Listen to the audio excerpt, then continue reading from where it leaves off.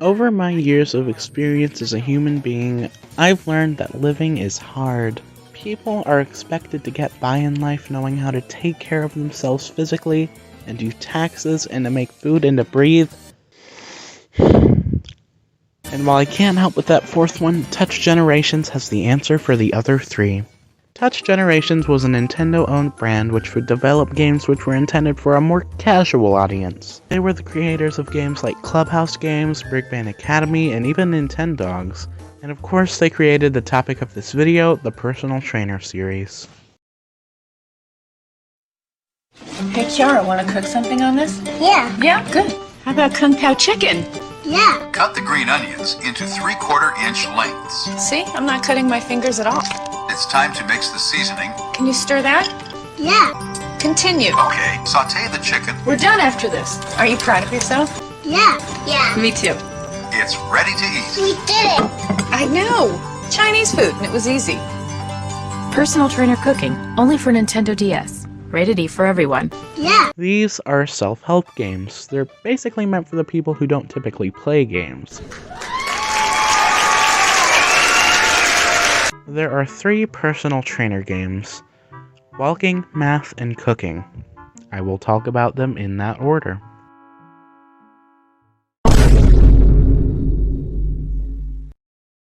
Personal trainer walking is exactly what it sounds like, which is why I'm starting out with it, because there's not much to talk about. Here's my copy. The cardboard box is a little beat up, but when I initially bought it, the game itself was completely sealed in the plastic and the pedometers weren't activated, and hey, it was $10. Speaking of the pedometers, we get 2 of them here. Okay, so this one looks edible, and this one looks illegal. Okay, so here's the deal. This game is basically just a glorified way to make you get on your feet. I gotta say, it does a really good job at teaching you how to walk. Oh shit, it worked. So, yeah, you open the game, set up your profile. It's one of like 5 games on the DS that used Mii's, so that's cool. You set yourself a walking goal, and then you carry the pedometers, or as it's formally known, the activity meter trademark accessory. At the end of every day, you're meant to scan the activity meter trademark accessory to the game using the IR sensor in the game cartridge. Then you check it at the end of every day to see if you met your goal, and then for some reason you rank yourself. I don't exactly understand this part, but it's... I guess it's, I don't understand this part. Anyways, here's my personal ranking.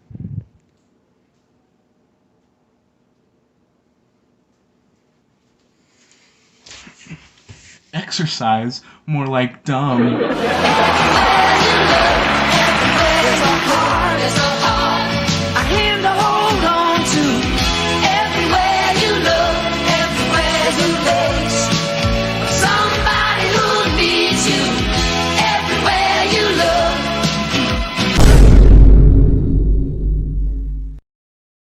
Okay, listen up. It's summer break, and I told myself I wouldn't do a single math problem, but Personal Trainer Math dictates that I discuss math. So, Personal Trainer Math is a game that's meant to strengthen your brain's ability to do, well, math. My copy came brand new off of Amazon for like $5. Now it's $20. That really made me think there for a few hours. Dang inflation nowadays, I tell ya. Why? Anyways, when you first start the thing, you meet Hideo Kajiyama. Hideo Kajiyama is, or at least was, as of an official 2008 interview from the Nintendo of Europe website, a professor at Ritsumeikan University in Kyoto, Japan. I did so much research for this video, please be proud. He is essentially the mascot of Personal Trainer Math, and he's the namesake for the so-called Kajiyama method, but we'll talk about that in a few moments. You start the game, you set up a profile, basically just entering your name and picking your dominant hand. You greet the man himself, Hideo Kajiyama. He looks like a bean. And he tells you what the heck the deal is around these parts. He tells you basically what all there is to see in the game, but no, that's my job today. Okay, so in this game you have 3 different modes, I guess, for a lack of a better term. The first one is the daily test. Every day you're meant to do math. Jesus Christ. They toss a few challenges at you, and that is about that. It's like a warm-up. Next is a mode based on the aforementioned Kajiyama method. See, Kajiyama believes that the basic repetition of the Kajiyama method is similar to the training of athletes, in that it's meant to give some basis for one's understanding of the field, and then spark its full potential. In personal trainer math, the Kageyama method is displayed by a 100-cell exercise. I have at least 100 cells, so this is perfect for me. Think of it like a multiplication table you've seen in elementary school. However, the numbers aren't so linear. You can randomize the numbers to give yourself an actually pretty fun challenge, or stick to a single predetermined exercise and go for your lowest time. The 100-cell exercises are easily the best part of this so-called game, and quite frankly, this alone is worth the $5 I spent. Now, the 100-cell comes in addition, subtraction, and multiplication. There is a separate mode for division, but it's just not the same. I could only do 10. Alright, lastly we have the practice exercises. It's the same sort of stuff that you'll see in the daily test, but you can kind of just play whatever whenever. I played the very last one, which I assume is the hardest, and I got it first try. This 100 I got in geometry was not for nothing. And that's personal trainer math. There's not too much to do, but it is surprisingly enjoyable to do a couple problems or 100-cell exercises. I won't say I've ever played for more than maybe 20 minutes at once, but it is a pretty fun distraction overall, and it is genuinely fun to go for your fastest time in the Kageyama method. That's right, I like personal trainer math, Mom! Alright, so personal trainer cooking is the least gamey of all these games because, well, it's not a game, it's a virtual cookbook. This is a neat one, but an odd one. Walking and math both make sense, like they're things you'd want to train on. Walking is meant to get you in a cycle of walking, and math is meant to strengthen your ability to do math. Cooking, well, why not just get a cookbook? Surprisingly, of all the 3 personal trainer games, as far as I can tell, this one has the highest average score on rating websites like Metacritic and IGN. Anyways, 241 recipes are available from the start, but you can unlock a couple more by completing some recipes. The cookbook is manned by the DS chef himself. He reads the instructions to you when you cook. I gotta say, it's pretty useful. It's really hard to talk about it without actually cooking something, so I'll do exactly that. I'll just search by country. I'm feeling turkey today. Tomato soup? Tomato soup is Turkish? Let's see, I have all the ingredients, so I guess I'm making tomato soup. Personal trainer, cooking. Good morning. Let's get cooking. Nice work.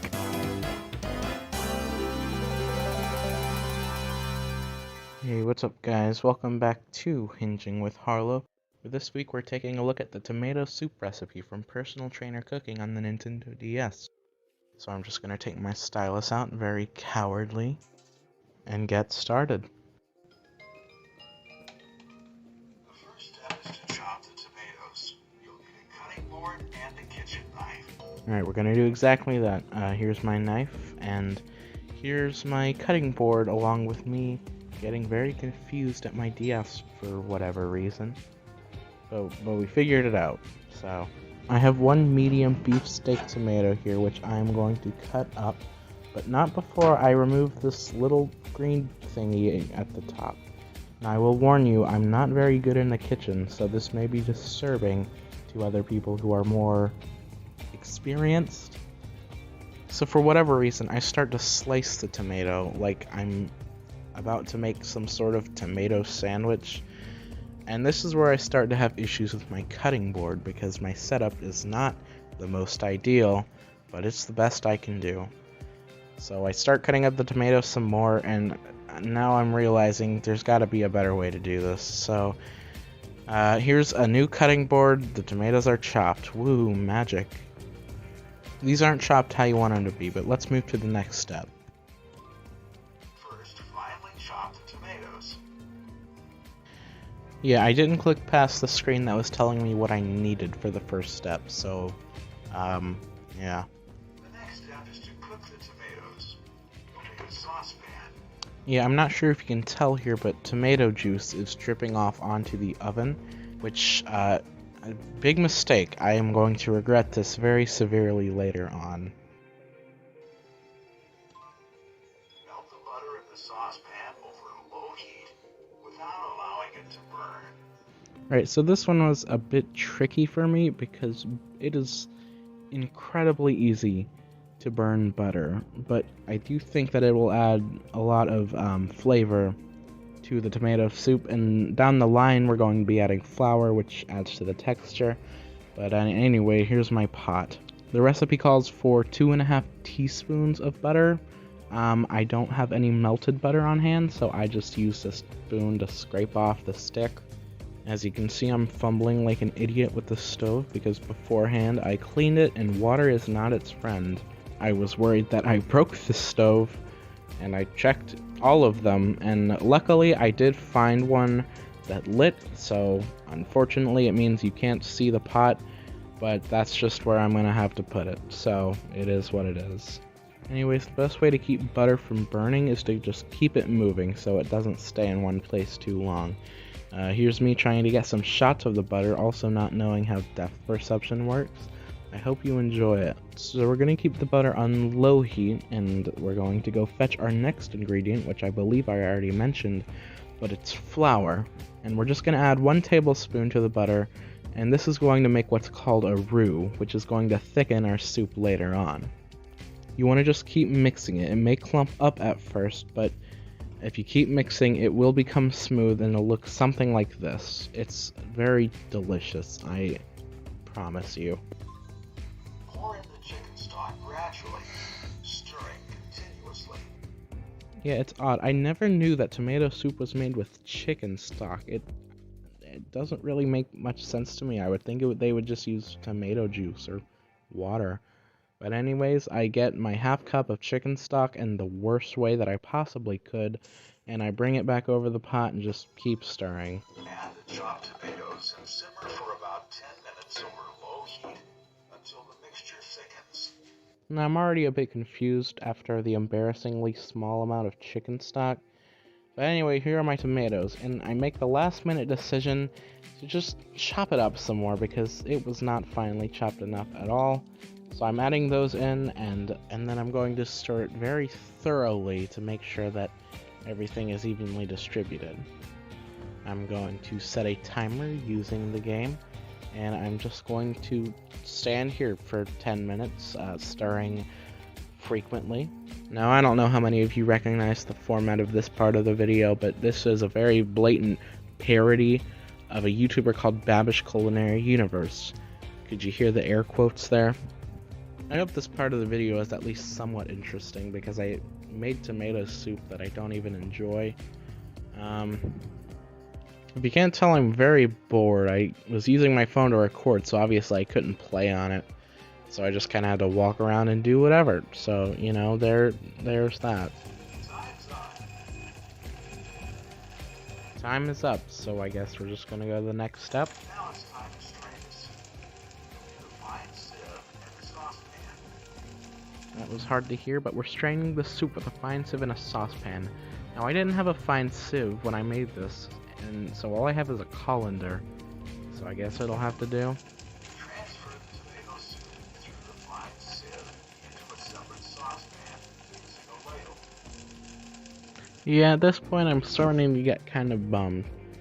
You know, I don't have a fine sieve, I don't have a ladle, I'm just kind of stuck using the resources that I have, I guess. Putting a colander on top of a small saucepan, dumping what's basically marinara sauce into it. Anyway, straining the liquid out doesn't really work. I get barely anything and it's going everywhere. So I just make the decision to just scrape it back in. And I even decide to instinctively add some extra chicken stock because it was just not liquidy enough. Place the pan over moderate heat. When the soup comes to a boil, season it with salt and pepper to taste. Alright, we're just gonna move this tiny saucepan over, stir it up a bit, do all we can do at this point, pace around contemplating our life decisions, and then add just an ungodly amount of salt to this thing. Yep, this is definitely what soup should look like. Anyways, it's time to serve, so I'm gonna get out a bowl, pour it in, garnish it with parsley for some reason, and there you have a very sad amount of tomato soup. that's all well and good, but I guess the real question is, how does it taste? And I gotta say, it doesn't look like I think it's supposed to. It looks kind of just like tomato sauce.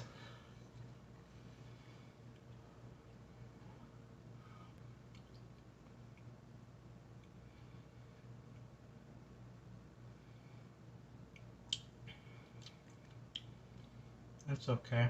I don't like tomato soup. But I'm sure that if I made a recipe for food that I do like, then it'd be delicious. Even if I don't like tomato soup, this is the best tomato soup that I've had.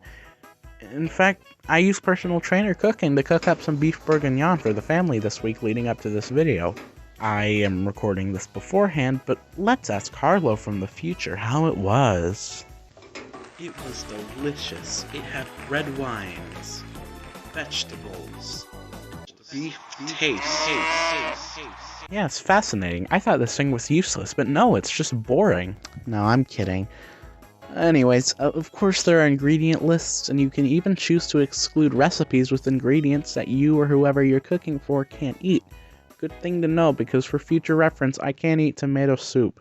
There are useful tools like a calculator, helpful pictures and videos, and a kitchen timer. Actually, if you cook a recipe using the kitchen timer, you unlock the Game & Watch game Chef.